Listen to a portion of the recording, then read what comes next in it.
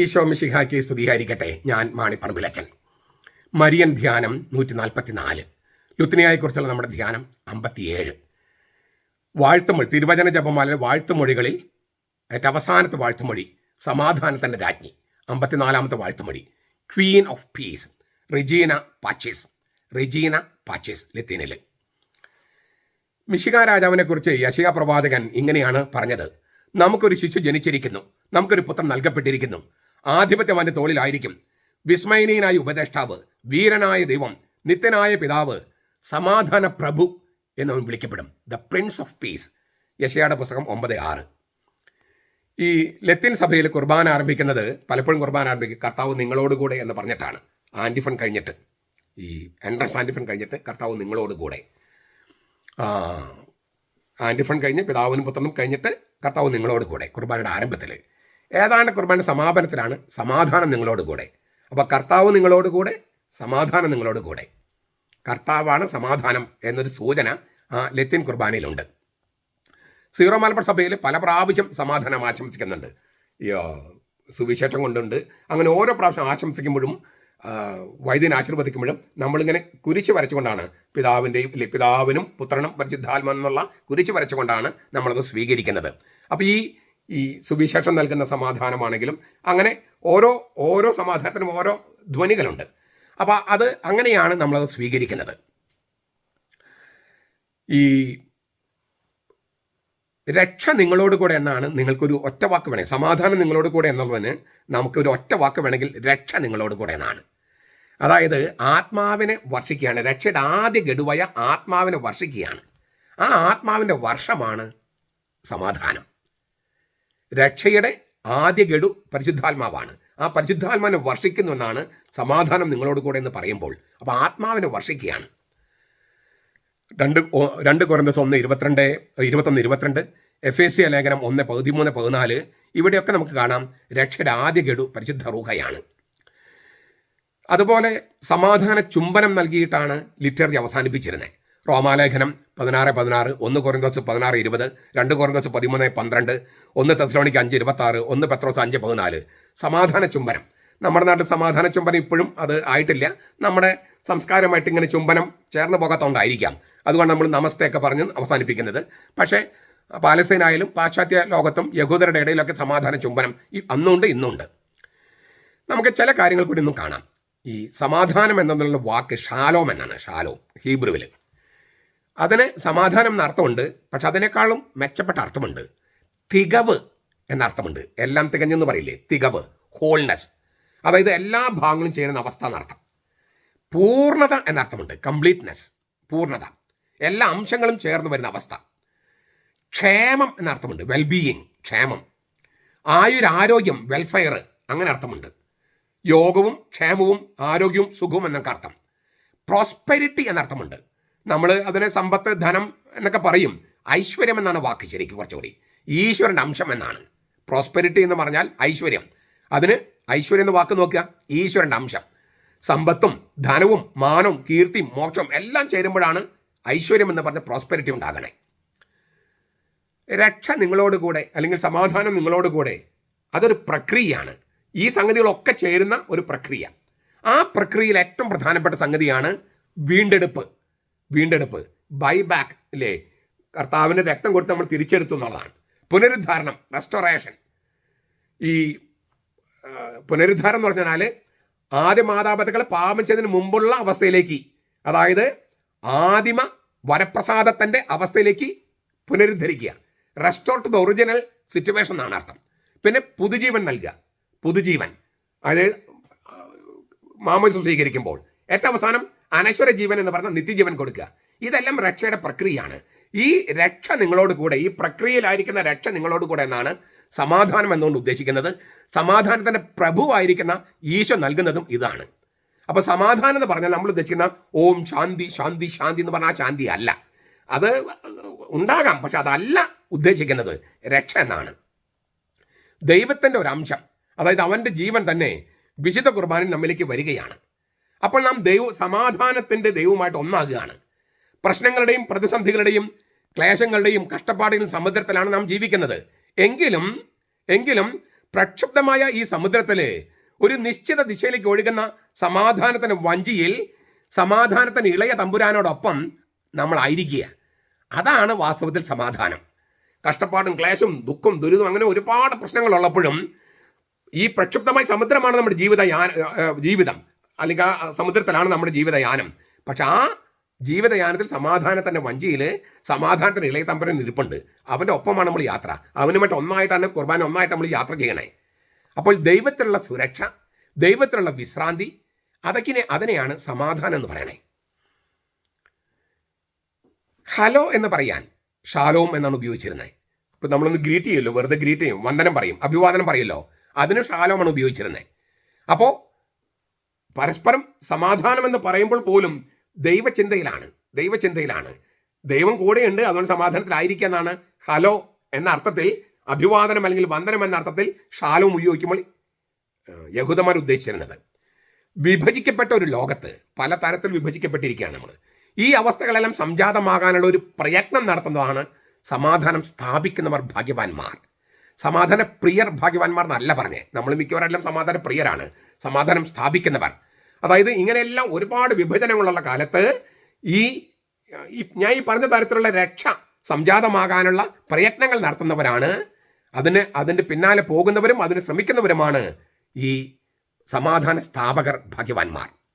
ഇതെല്ലാം ഷാലോം എന്ന വാക്കിൻ്റെ അർത്ഥമാണ്, യഹൂദരുടെ ഗ്രീറ്റിംഗ്.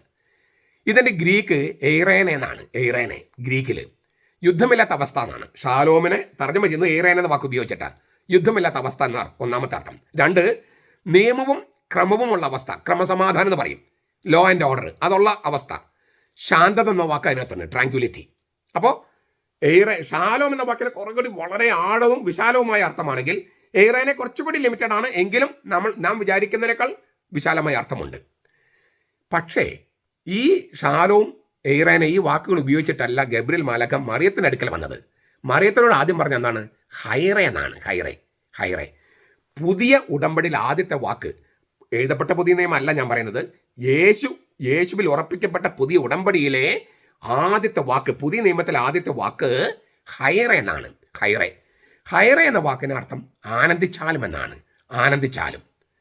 അത് ഹാരിസ്, കൃപ എന്നർത്ഥമുള്ള ഹാരിസ്, നന്മ എന്നർത്ഥമുള്ള ഹാരിസ് എന്ന വാക്കുമായിട്ട് ബന്ധപ്പെട്ട ദൈവത്തിൻ്റെ കൃപയുള്ളവർക്ക്, ദൈവത്തിൻ്റെ നന്മയുള്ളവർക്ക് ആനന്ദമുണ്ടാകുമെന്നാണ് അർത്ഥം. ഹൈറേ, ഈ ആനന്ദം എന്നത് ലൂക്കാസിന്റെ സുവിശേഷത്തിനും യോഹന്നാന്റെ സുവിശേഷത്തിനും പരിശുദ്ധാത്മാവിനുള്ള മറ്റൊരു പര്യായ പദമാണ്. അപ്പോൾ ഹൈറേ എന്ന് പറയുമ്പോൾ ആനന്ദിച്ചാലും എന്ന് മാത്രമല്ല, പരിശുദ്ധാത്മാവ് നിന്നോട് കൂടെ എന്നാണ്. നമ്മൾ സമാധാനം നിങ്ങളോട് കൂടെ എന്ന് പറയുന്നത് പോലെ പരിശുദ്ധാത്മാവ്, പരിശുദ്ധ റൂഹ നിന്നോട് കൂടെ എന്നാണ്. അപ്പോൾ മറിയത്തോടുള്ള സ്വർഗത്തിന്റെ വന്ദനം, ഹലോ, അത് ഹൈറയാണ്. ഹൈറേ, പരിശുദ്ധാത്മാവ് നിന്നോട് കൂടെ, ആനന്ദം നിന്നോട് കൂടെ എന്ന് വെച്ചാൽ ദൈവത്തിന്റെ വാഴ്വ്, ദൈവത്തിന്റെ കൃപ, ക്ഷേമവും സമാധാനവും പരിശുദ്ധ റൂഹ തന്നെ നിന്നോട് കൂടെ. നമ്മൾ തർജ്ജമ ചെയ്തപ്പോൾ ഇംഗ്ലീഷിൽ ഹെയിൽ എന്ന വാക്ക് ഉപയോഗിക്കുന്നത്. ഹെയിൽ എന്ന് വെച്ചാൽ സ്വാഗതം എന്നാണ് അർത്ഥം. പക്ഷേ നമ്മളെല്ലാവർക്കും ഹെയിൽ എന്ന വാക്ക് ഉപയോഗിക്കില്ല. പിന്നെയോ ഇംഗ്ലണ്ടിലെ രാജാവ് വരുമ്പോൾ ഹെയിൽ എന്ന് ഉപയോഗിക്കും. സീസർ വരുമ്പോൾ, അഗസ്റ്റ് സീസറോ ടൈബേരി സീസറോ കൈസർ, ഹെയിൽ സീസർ എന്നാണ്. ഹെയിൽ അതായത് ഉന്നതനായ ഒരാളെ സ്വാഗതം ചെയ്യുന്നതാണ് ഹെയിൽ എന്ന് പറയണേ. Hail Mary. ഹൈറേ കഹരി തോമനെ എന്നത്, ഹൈറേ എന്നുള്ളത് ഹെയിൽ എന്നാണ് ഉപയോഗിക്കുന്നത് ഇംഗ്ലീഷിൽ. എന്ന് വെച്ചാൽ രാജാവിനെയോ പ്രഭുവിനെയോ രാജ്ഞിയെയോ സ്വാഗതം ചെയ്യുന്നതിനാണ് ഹെയിൽ എന്ന വാക്ക് ഉപയോഗിക്കുന്നത്. Hail queen Elizabeth, hail Caesar എന്നൊക്കെ നമ്മൾ ഉപയോഗിക്കും. രാജാവിന് സുഖമായിരിക്കട്ടെ, രാജ്ഞി ആരോഗ്യവതിയായിരിക്കട്ടെ, ആവേശോജ്വലമായ അംഗീകാരം ഞങ്ങൾ നൽകുകയാണ്, ആവേശോജ്വലമായ സ്വാഗതം ഓതുകയാണ് എന്നെല്ലാം ഹെയിലിന് അർത്ഥമുണ്ട്. പോളിഷ് ഭാഷയിൽ സ്ദ്രോവാഷ് എന്നാണ് ഉപയോഗിക്കുന്നത്. സ്ദ്രോവാഷ്, ആരോഗ്യവതിയായിരിക്കുന്ന അർത്ഥം.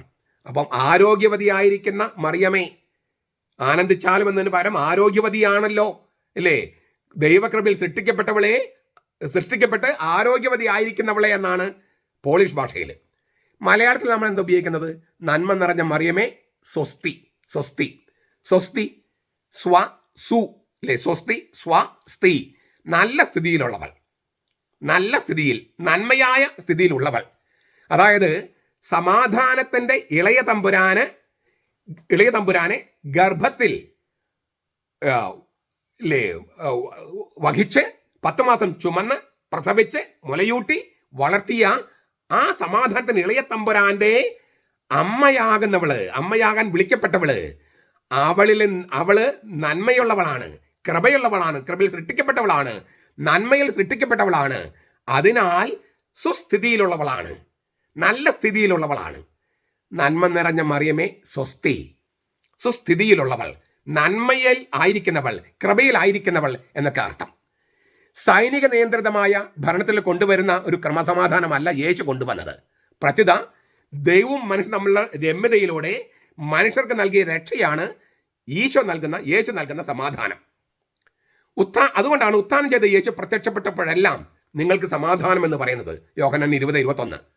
സമാധാനത്തിന് ഇളയ തമ്പുരാനും യെശയ്യാ 9:5 ഞാൻ നിങ്ങൾക്ക് സമാധാനം തരുന്നു, ലോകം തരുന്ന പോലെ അല്ല, ഞാൻ തരുന്ന സമാധാനം ലോകം തരുന്ന പോലെ അല്ല എന്ന് വാഗ്ദാനം ചെയ്തതിനുമായ മിശിഹായെ യോഹന്നാൻ 14:27 ഗർഭം ധരിച്ച് പ്രസവിച്ച്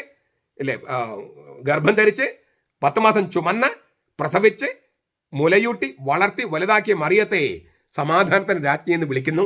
അത് ആ വാഴ്ത്തുമൊഴിയോടെ നമ്മുടെ ലുത്തിനിയായി സമാപനത്തിലേക്ക് എത്തിക്കുകയാണ്. ലുത്തിനിയുടെ സമാപനത്തിലാണ് 54ാമത്തെ വാഴ്ത്തുമൊഴിയാണിത്. 1-ാം ലോക മഹായുദ്ധത്തിൻ്റെ പശ്ചാത്തലത്തിലാണ് ഈ അപേക്ഷ ജപമാലയിൽ ഉപയോഗിക്കാൻ തുടങ്ങിയത്. 1916 ബെനഡിക്ട് 15ാമൻ മാപ്പാപ്പിയാണ് ഇത് ലുത്തിനിയായിൽ കൂട്ടിച്ചേർത്തത്. എന്താണ് സമാധാനം എന്ന് ഞാൻ ചുരുങ്ങിയ തോതിൽ പറഞ്ഞു. ഇതൊക്കെ ഒരുപാട് വിശദമായിട്ട് പറയാവുന്നതാണ്. ഞാൻ സമാധാനമല്ല ഭിന്നതയാണ് കൊണ്ടുവന്ന കർത്താവ് പറയുന്നുണ്ട്. അത് ഇതെങ്ങനെ ചേർന്ന് പോകും, അങ്ങനെ ഒരുപാട് കാര്യങ്ങൾ പറയാനുണ്ട്. പിന്നെ യേശു കൊണ്ടുവരുന്ന സമാധാനം വന്ന് സീസർ കൊണ്ടുവന്ന സമാധാനം എങ്ങനെയാണ് വ്യത്യസ്തപ്പെട്ടിരിക്കുന്നത്, ക്രിസ്മസുമായിട്ട് ബന്ധപ്പെട്ട് ചില കാര്യങ്ങളൊക്കെ ഞാൻ പറഞ്ഞിട്ടുണ്ട്. എങ്കിലും അതൊക്കെ വളരെ വിശദമായി ചർച്ച ചെയ്യേണ്ട ഒരു 1.5 മണിക്കൂറെങ്കിലും എടുത്ത് 2 മണിക്കൂർ എടുത്ത് ചർച്ച ചെയ്യേണ്ടതാണ്. ഞാൻ അതിൽ കടക്കുന്നില്ല.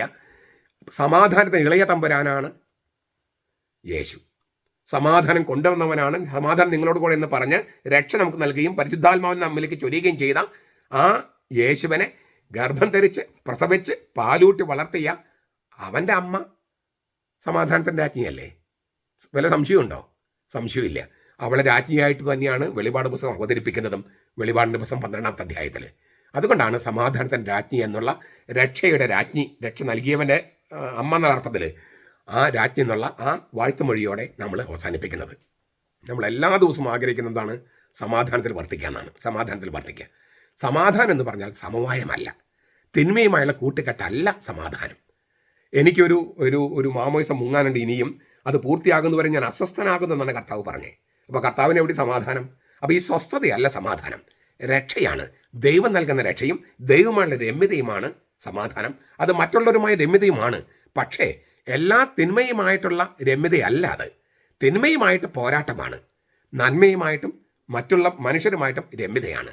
തിന്മയ്ക്കെതിരെ പടപൊരുതുകയും ദൈവവുമായിട്ടും മറ്റുള്ളവരുമായിട്ടും രമ്യത ആയിരിക്കും ചെയ്യുന്ന ഒരു അവസ്ഥയാണ് രക്ഷയുടെ ആദ്യഘട്ടമായി പരിശുദ്ധ റൂഹായി സ്വീകരിക്കുന്ന അവസ്ഥയാണ് സമാധാനം.